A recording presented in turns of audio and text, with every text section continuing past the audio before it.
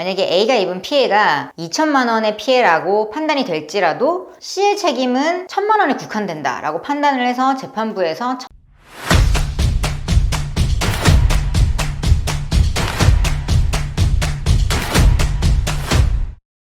안녕하세요. 해결사 쪼변입니다. 상간자 소송 많이들 제기하고 계신데요. 굉장히 마음이 아픈 일입니다. 결혼 기간 중에 배우자의 간통 사실을 알게 된 경우 이제 2015년 2월 간통죄가 폐지된 이후로는 사실 단 한 가지 방법밖에 쓸 수가 없죠. 민사상 손해배상 청구 소송을 제기하는 방법입니다. 그 외에는 형사상 어떠한 문제도 삼을 수가 없게 됐어요.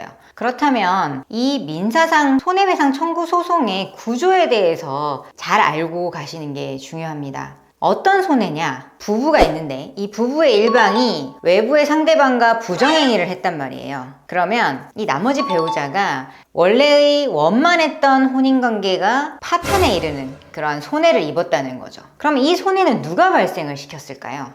외부의 상대방? 물론이죠. 그런데 이 상대방 혼자서 발생시킨 손해가 아니죠.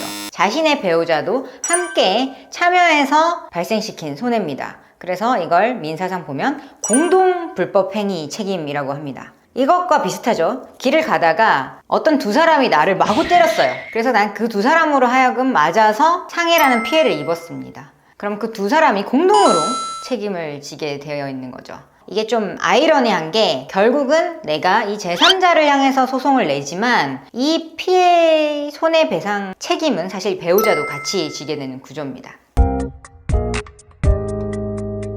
이혼을 동반하는 경우에는 이 이혼 소송에서 이 제3자도 같이 피고로 끌어들여서 상간자 소송을 하는 방법이 있고요. 통상적으로는 이혼 소송에 끌어들이게 되면은 내 사생활 같은 걸 다 밝히게 되어 있으니까 그 부분이 부담스러워서 따로 손해배상 청구 소송을 이 제3자에게만 제기하는 경우가 많은데, 기존에는 이 제3자로 하여금 예를 들어서 1,000만 원이면 1,000만 원, 2천만 원이면 2천만 원의 책임을 부담하라 라는 판결을 받더라도 이 제3자가 너 절반 이상의 책임은 나와 바람을 핀 너의 배우자, 이 사람에게 있다 라고 해서 구상권 청구 소송이라는 별도의 소송을 다시 한번 하게 되는 구조였어요. 간단하게 설명을 드리면 A와 B가 부부였어요. 그런데 B가 C와 바람이 났단 말이에요. 그러면 A가 C를 상대로 소송을 합니다. 그러면 이 C가 A에게 2천만 원을 배상하라 라는 판결을 받고 배상을 한 이후에 C가 B에게 그중 1,000만 원의 책임은 B도 너도 책임을 져야 되지 않겠니? 라고 해서 B에게 구상권 청구 소송을 별도로 하는 이런 이중의 구조였다는 거죠.